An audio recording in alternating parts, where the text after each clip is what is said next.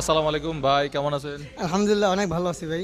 ভাই আপনি পাইলে বাইকটা কাকে দিবেন, কাকে দান করবেন? যে আপনার খুব ভক্ত, যে আপনাকে সবসময় সাপোর্ট করে, সেই ভাবে ভাই। আপনি তো আমাকে সাপোর্ট করেন, আমাকে ভালোবাসেন, আমার ভিডিও দেখেন, আপনি তো বাইকটা আপনিও পাইছেন বা আপনিও পাইতে পারেন, তাহলে আপনি পাওয়ার পরে এটা কাকে দান করবেন? আমি পাওয়ার পর আমার বাবাকে দান করবো। কি বলেন? আমার আশা আছে যে আমার বাবা অনেক ছোটো থেকে আমাকে মানুষ করেছে, বাবাকে একটা উপহার দেওয়া।